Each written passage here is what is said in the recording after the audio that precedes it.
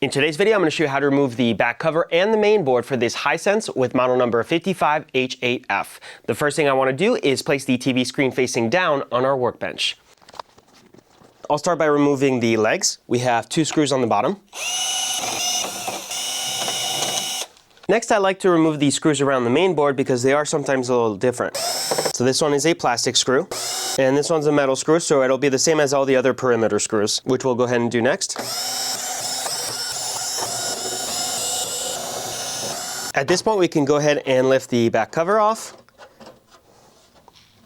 just like that. Now we can remove the main board. First is the cables and ribbons. I'm going to put a little pressure on the top on the clip here and wiggle it out.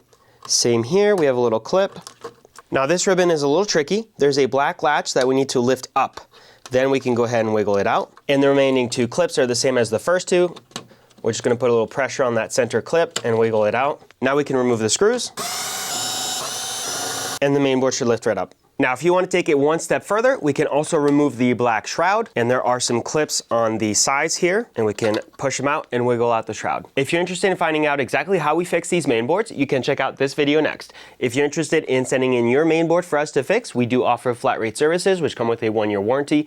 Those are available on our website, and that'll be linked in the description down below. If you found the video helpful or useful, leave us a like, subscribe for more content, and thank you for watching.